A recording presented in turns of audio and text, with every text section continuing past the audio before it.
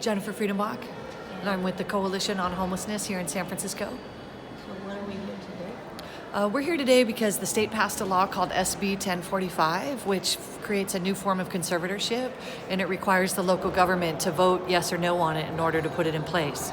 It also requires them to show they have services available and that they're not going to displace anybody else. So our Board of Supervisors here are going to be voting on this, and basically what it's doing is that it's moving away from our previous standard of harm to self or others or gravely disabled, creating a new standard of when they can lock you up. That basically says the cops bring you in 8 times. If it's more than 8 times, then suddenly they can hold you and detain you in a locked room and take away all your civil liberties because the police brought you in 8 times.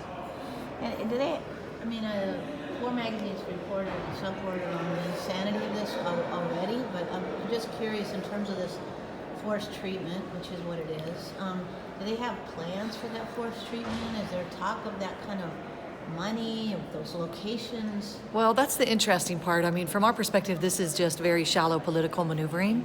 And so what we see is that there hasn't been a serious plan. They haven't said where they're going to hold people. They have an implementation plan that frankly is just kind of a joke that says, oh, this is a list of services that we currently offer, does not detail what the appropriate placement for each of the people they'd be detaining is and whether there was capacity in the system at that level of care. I mean, it really doesn't outline anything, and of course has no funding for expanded capacity, which is the real issue. So in other words, think about it. The city's screwing over people who are homeless, refusing them care, and then once they get really, really disabled and really impaired, they blame them for not being in services and then lock them up. Right. And that's what we're seeing today, which is just as messed up as you can imagine. Right. I mean, and one of the other pieces is that, we looked at the long lie of different ways of incarcerating poor people and taking our resources. This reminds us of going back to care, not cash, because at the end of the day, they're taking your money, right? They're taking poor people's money if you get conserved. Right? Is that correct? Yeah. So conserved is basically you're losing all your civil liberties as a human being. So they take over your money, the decisions about where you live, if it's not in a locked facility in another place, just basically all the day-to-day decisions. If you're in the locked facility, of course, you don't have any decision making whatsoever.